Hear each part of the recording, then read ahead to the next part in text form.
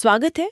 आज हम एक ऐसे जगह की गहराई में उतर रहे हैं जहां रोज लाखों लोग आते जाते हैं। हाँ, लेकिन जिनकी वजह से ये सब मुमकिन होता है वो चेहरे अक्सर हमें दिखते नहीं। सही बात है। हाँ, हम बात कर रहे हैं हवाई अड्डे की।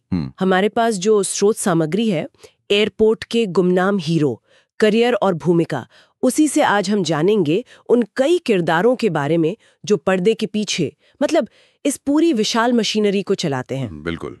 और ये जानना बड़ा इंटरेस्टिंग है। हम ज्यादातर पायलट और केबिन क्रू को ही देखते हैं, है ना? हाँ, वही चेहरे याद रहते हैं। बस सच तो यह है कि फ्लाइट के सेफ और टाइम पर उड़ने के पीछे अनगिनत लोग होते हैं। तो आज हम इन्हीं गुमनाम नायकों के काम, उनकी जरूरी क्वालिफिकेशंस और एविएशन में उनके महत्व पर थोड़ी गहराई से बात करेंगे। बिल्कुल।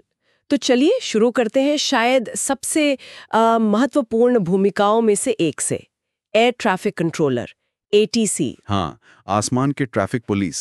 सोचिए जरा, ये वो लोग हैं जो रडार स्क्रीन पर लगातार नजर रखते हैं।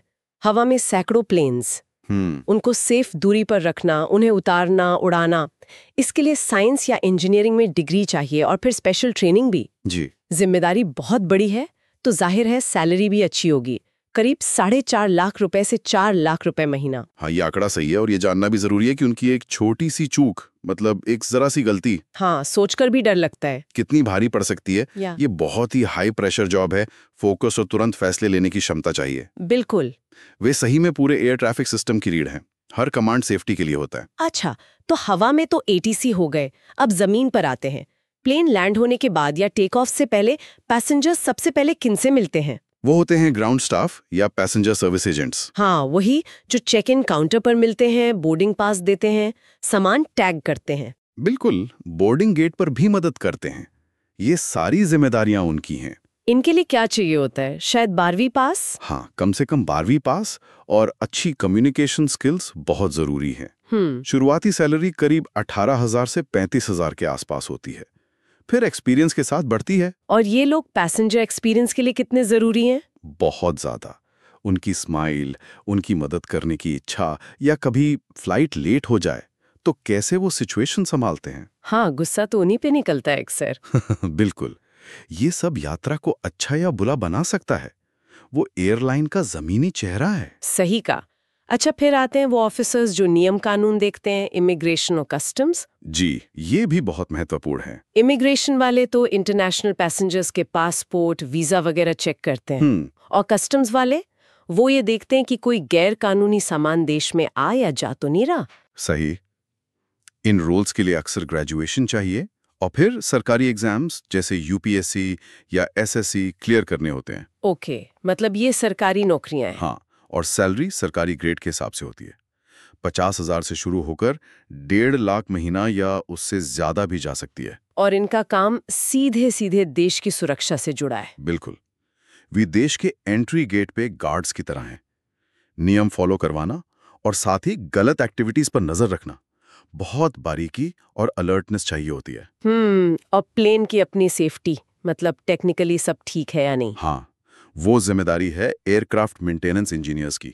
एएमई कहते हैं इन्हें। एएमई, ये वो लोग हैं जो हर फ्लाइट से पहले प्लेन को पूरा चेक करते हैं, मरम्मत वगैरह। एग्जैक्टली।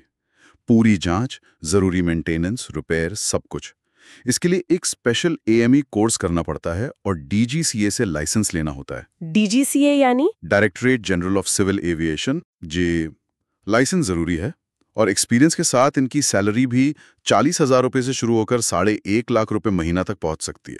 कमाल है, इतना जरूरी काम करने वाले लोग हमें कभी दिखते ही नहीं। हाँ, सच में ये पर्दे के पीछे के असली हीरो हैं। प्लेन की टेक्निकल फिटनेस, यात्रियों की सेफ्टी, सब इनके काम की प्रिसिजन पर निर्भर करता है। और उन पर टाइम का प्रेशर भी होता है। फ्लाइट्स टाइम पर उड़ानी है और जैसे जैसे नई टेक्नोलॉजी वाले प्लेन आ रहे हैं, इनका काम और मुश्किल होता जा रहा है। ये तो हुई कुछ मुख्य भूमिकाएं, पर इनके अलावा भी तो बहुत लोग होते हैं एयरपोर्ट पे। हाँ बिल्कुल, पूरा एक इकोसिस्टम है।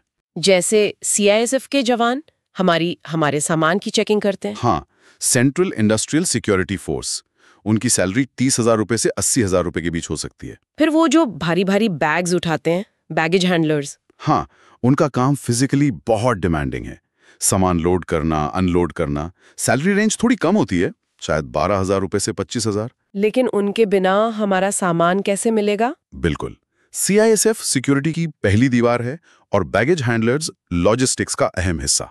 जरा सी चूक और सामान कहीं का कहीं पहुंच सकता है या फ्लाइट लेट हो सकती है। सही बात है।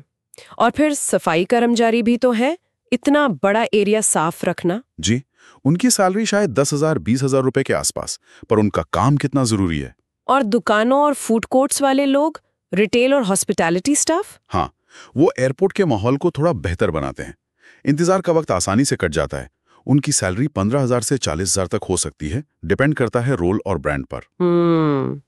तो ये सब मिलकर ही एयरपोर्ट को चलाते हैं। बिल्कुल, हर एक रोल, चाहे वो कितना भी छोटा क्यों ना लगे, इस पूरी चेन का एक जरूरी हिस्सा है। तो अगली बार कोई एयरपोर्ट पर हो तो एक पल रुककर इन सब लोगों के बारे में सोचना चाहिए, जो दिखते नहीं पर जिनके बिना हमारी हवाई यात्रा हो ही नहीं सकती।